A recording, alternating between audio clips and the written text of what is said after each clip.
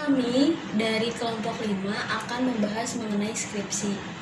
Menurut pengertiannya, skripsi merupakan suatu karya ilmiah yang berupa tulisan dari hasil penelitian sarjana S1 yang membahas mengenai suatu permasalahan atau fenomena dalam bidang tertentu dalam ilmu pengetahuan dengan menggunakan ketentuan ataupun kaidah-kaidah tertentu. Skripsi bertujuan untuk mahasiswa yang sudah menyelesaikan kuliahnya dalam strata 1. Baik, selanjutnya saya akan menjelaskan mengenai fisik skripsi. Fisik skripsi diawali dengan halaman depan, yaitu bersihkan tentang halaman judul, pengesahan, pernyataan bebas plagiarisme, abstrak, kata pengantar, daftar isi, daftar tabel, daftar gambar, dan lampiran. Kemudian dilanjut ke bab 1, yaitu pendahuluan. Berisikan tentang latar belakang masalah, identifikasi masalah, batasan masalah, rumusan masalah, tujuan penelitian, serta manfaat penelitian. Dilanjut ke bab yang kedua, yaitu kajian pustaka. Berisikan tentang deskripsi teori, hasil penelitian yang relevan, serta kerangka berpikir. Dilanjut ke bab yang ketiga, ada desain penelitian, metode penelitian, tempat dan waktu penelitian, populasi dan sampel, serta metode pengumpulan data dan instrumen penelitian. Lanjut, bab keempat, yaitu ada hasil penelitian dan pembahasan. Berisikan tentang pernyataan data dan nomor lampiran, kemudian deskripsi, dan pembahasan tiap-tiap masalah yang dinyatakan. Dan yang terakhir ada bab kelima, yaitu kesimpulan dan saran.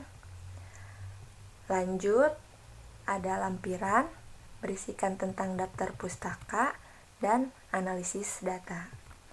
Mungkin cukup sekian.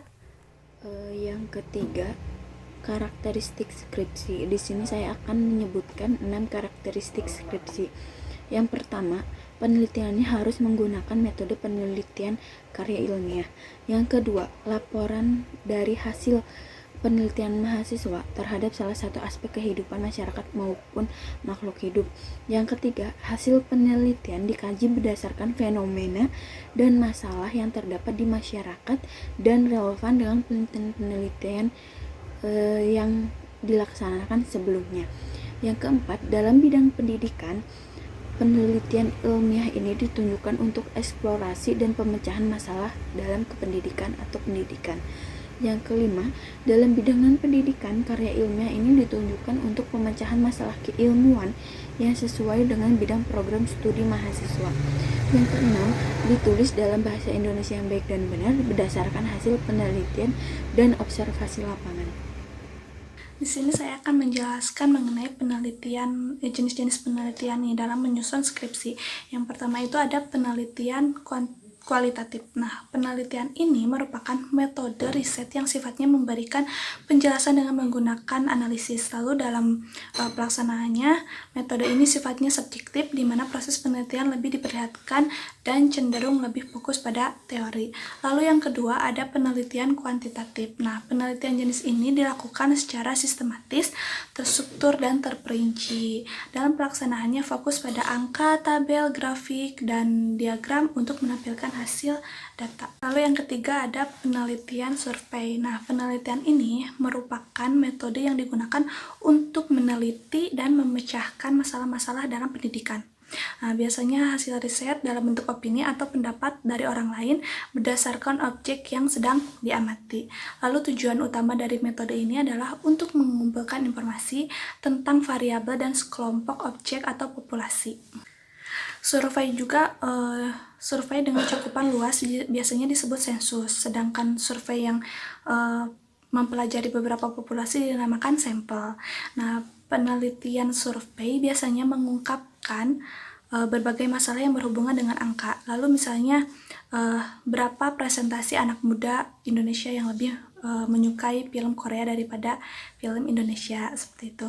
Lalu, nah jika semua data telah diperoleh, barulah bisa dilakukan analisis dan perbandingan antara hubungan variabel-variabel tersebut. Seperti itu.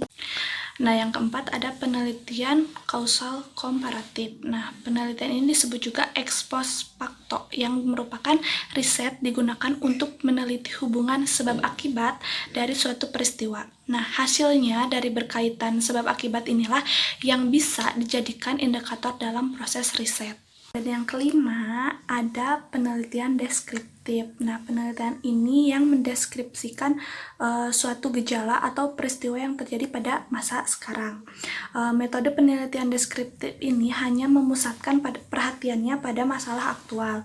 Melalui penelitian ini, peneliti akan berusaha mendeskripsikan peristiwa atau kejadian yang sedang berlangsung dengan catatan tidak ikut campur atau memberikan perlakuan khusus terhadap peristiwa tersebut. Adapun variabel yang diteliti dalam jenis penelitian ini. Nah, biasanya ada yang bervariasi atau tunggal tergantung objek yang akan dikaji. Seperti itu. Terima kasih. Nah, nomor 6 ada penelitian tindakan. Penelitian ini adalah metode penelitian yang mendeskripsikan suatu gejala atau peristiwa yang terjadi pada masa kini.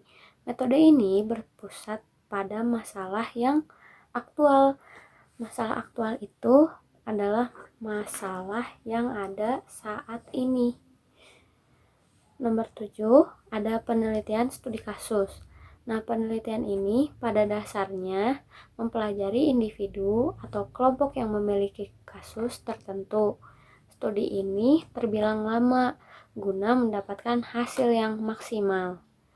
Nah, nomor 8 ada penelitian pengembangan. Penelitian ini memperlihatkan rangkaian atau proses dalam mengembangkan produk tertentu atau menyempurnakan produk yang telah ada agar dipertanggungjawabkan. Nomor 9 ada penelitian studi korelasi. Penelitian ini mempelajari mengenai hubungan dari beberapa variabel. Maksudnya, bisa sejauh mana variabel yang ada pada suatu variasi. Nah, serta hubungan antara variabel yang satu dengan yang lain itu apa? Nomor 10 ada metode penelitian eksperimen. Metode ini sistematis, yang dimana untuk membangun hubungan yang mengandung fenomena sebab akibat. Dalam metode ini ada 3 hal yang wajib ada. Yang pertama, mengontrol. Yang kedua, memanipulasi. Yang ketiga, observasi. Sekian. Perbedaan antara kualitatif, kuantitatif, dan gabungan. Kuantitatif yaitu yang metode pengambilan data dan penelitiannya menggunakan kuesioner atau survei yang disebarkan kepada subjek penelitian. Setelah data selesai dikumpulkan, dilakukan pengolahan data menggunakan perangkat lunak untuk mendapatkan kesimpulan. Sedangkan kualitatif yaitu yang metode pengambilan data dan penelitiannya menggunakan metode wawancara dan observasi lapangan secara mendalam. Pengerjaan karya ilmiah jenis ini memerlukan waktu yang lebih lama karena memerlukan analisis secara detail dan mendalam, sehingga hasilnya yang didapatkan akurat. Bismillahirrahmanirrahim. Saya akan melanjutkan metode yang selanjutnya, yaitu tentang metode campuran. Perbedaan metode campuran atau metode gabungan. Nah, metode gabungan atau campuran ini adalah sebuah metode yang menggabungkan kedua metode yang telah dijelaskan oleh Kamila tadi, yaitu metode kualitatif dan kuantitatif, di mana kedua metode ini akan digunakan secara bersama-sama untuk meneliti suatu kegiatan penelitian.